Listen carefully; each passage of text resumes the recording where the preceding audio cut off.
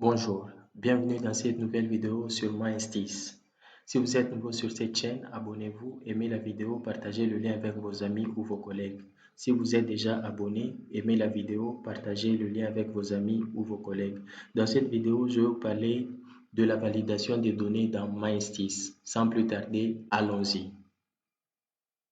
Dans la vidéo précédente, on a vu l'importation des données et la visualisation. Donc, on peut visualiser les données en 2 dimensions comme ceci ou en 3 dimensions comme ça se présente là. Et on peut changer de variable en fonction de la disponibilité de vos données.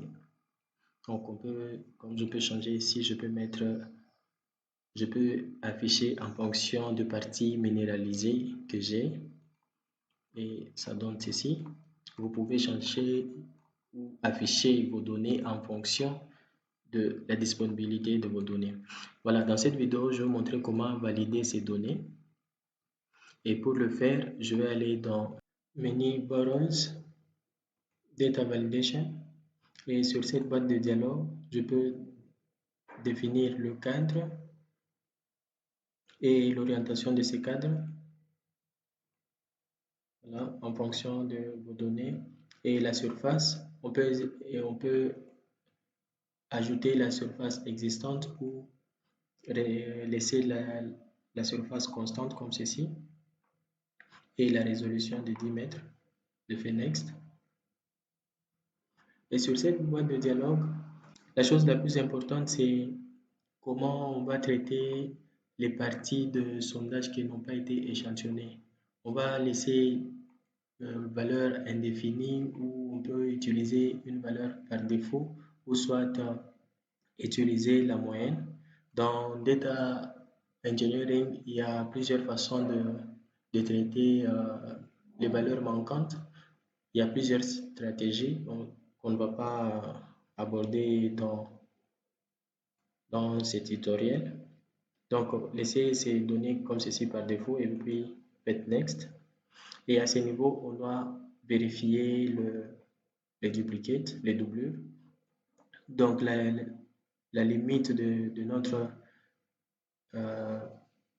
zone de recherche ou search window est de 1 mètre. Et on va traiter, il y a plusieurs façons de le faire. On peut utiliser l'échantillon le plus proche ou le plus ancien, ou soit enlever les 2 échantillons en cas de duplicate. Donc, nous, on va considérer duplicate les échantillons qui sont dans une distance de 1 mètre. On va vérifier. Et le nombre de trous de sondage, je voulais dire. Et comme on n'a pas utilisé le filtre, on peut aussi filtrer. Comme on n'a pas utilisé le filtre, c'est-à-dire qu'on prend tout le trou de sondage et puis je fais exécuter.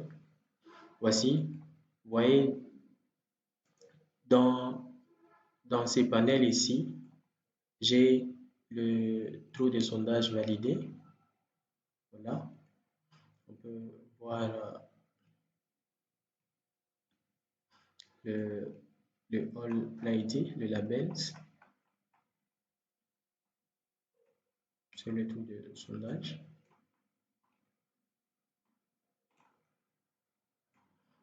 Voilà.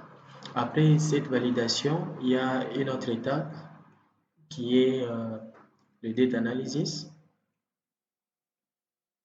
Les autres qui appellent exploratory data analysis. Et dans exploratory data analysis, donc je vais dans le menu Borrows, data analysis. Et sur cette boîte de dialogue, je dois exécuter le compositing et la longueur de ce compositing 2 mètres, la longueur minimum d'échantillon est de 0,20 mètres et il y a plusieurs catégories. On peut prendre la valeur centrale, on peut prendre aléatoirement ou la valeur qui est fréquente. Donc, je vais prendre la valeur centrale. Voilà, et puis je fais Next. Voici l'aperçu du rapport. J'ai le domaine, je considère toute la zone ici. comme je n'ai pas encore importé des domaines, et les variables que j'ai, il y a le variable dans la vidéo précédente que j'ai mis comme type grade, il y a la minéralisation et il y a la longueur. J'ai le données, la fréquence et les données initiales et celles du composite. J'ai tous ces rapports ici. J'ai le minimum, le maximum, la moyenne et le standard deviation. Donc, c'est pratiquement la statistique de base. Puis je fais Next. Et voici comment se présentent mes données. Donc, ça, c'est l'aperçu général. J'ai l'histogramme, j'ai le variogramme et j'ai les données ici.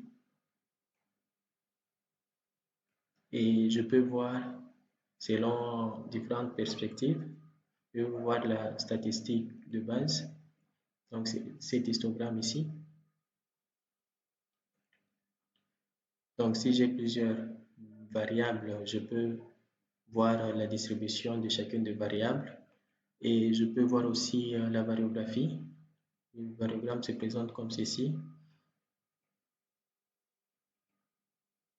Voilà, on peut aussi changer. On peut voir le SWOT. Ce SWOT nous permet d'identifier les valeurs extrêmes s'il y en a dans notre dataset. Voilà, la valeur qui représente la moyenne sur chacune de classes. Et les valeurs ici représentent les valeurs extrêmes, les signes ici.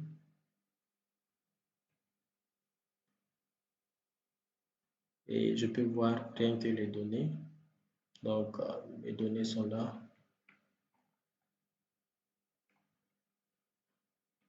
Voilà. Ça, c'est la statistique de base. Si je veux enregistrer le rapport, je vais cliquer ici Rapport et le rapport sera enregistré sur mon disque dur. Donc, je fais Finish. Voici, mes données sont validées.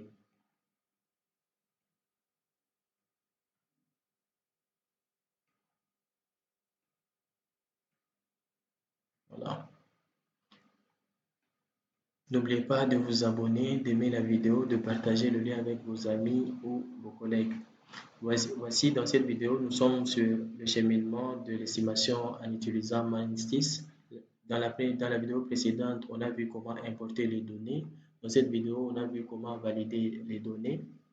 Et dans la vidéo suivante, on va importer le domaine et faire le contrôle de qualité sur le domaine. Et puis, par la suite, on va estimer selon les différents domaines.